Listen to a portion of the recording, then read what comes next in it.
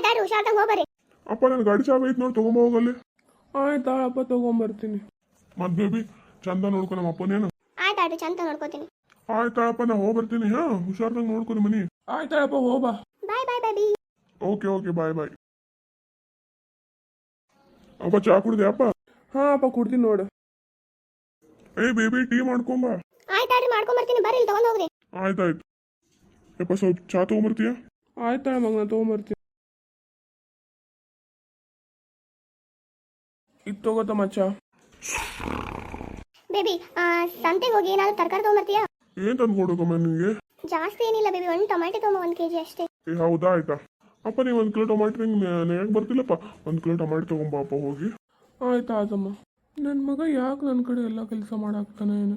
ಮತ್ತು ಸೊಸಿ ಏನಾರ ತೊಲಿ ತುಂಬಿಸಿಟ್ಟಾಳೆ ಏನು? ಸಣ್ಣ ಸಣ್ಣ ವಿಷಯಕ್ಕೂ ನನಗೆ ಕಳಿಸ್ತಾನಪ್ಪ. ಏನು ಪಾಪ ಮಾಡಿನೋ ಏನೋ ನಾನು. ನನ್ನ ಮಗ ನಂಗೆ ದೊಡ್ಡದಲ್ಲ, ಅವ ಏನಂದ್ರು ನಾನು ತಂದು ಕೊಡ್ತೀನಿ. ಯಾಕಂದ್ರೆ ನನ್ನ ಮಗ ನನಗಿಷ್ಟ.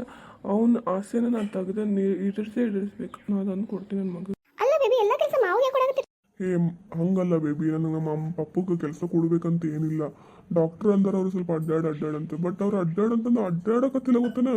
ಅದಕ್ಕೆ ನಾನು ಒಂದು ಸ್ವಲ್ಪ ಸಣ್ಣ ಸಣ್ಣ ವಿಷಯ ಏನಾರು ಇತ್ತಪ್ಪ ಅಂತಂದ್ರೆ ಅವ್ರಿಗೆ ಅಡ್ಡಾಡಿ ಸರ್ಸಾಕತ್ತೀನಿ.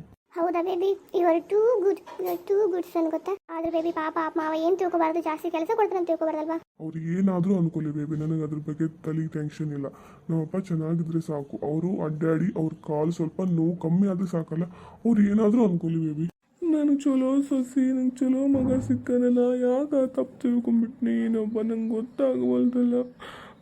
ನನ್ನ ಜೀವನ ಹೆಂಗೆ ಅಂದ್ಕೊಂಡೆ, ನನ್ನ ಹಣೆ ಬರೀ ಇಷ್ಟ ಅಂದ್ಕೊಂಡೆ. ನಂಗೆ ಎಷ್ಟು ಒಳ್ಳೆಯವ್ರು ಸಿಕ್ಕಾರಂತ ನಂಗೆ ಈಗ ಗೊತ್ತಾಯ್ತು.